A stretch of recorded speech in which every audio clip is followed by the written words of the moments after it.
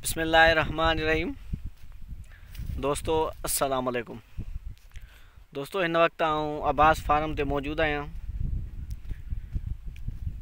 हीअ कणक जेका आहे सा 17 अक्टूबर जी असांजी कायल हुई TD1 जिन्स।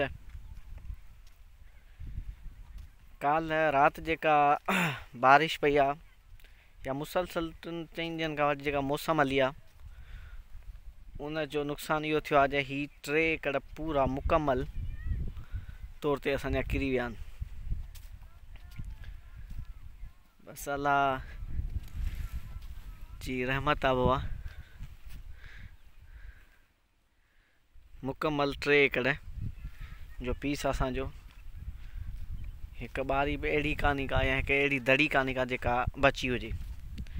सॼी कणक 3 एकड़नि में किरी वई आहे। 17 अक्टूबर जी काश्त आहे, TD1 जिन्स आहे।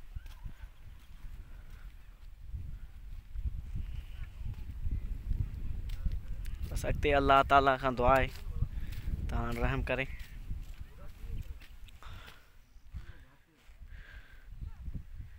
वॾी महिरबानी दोस्तों।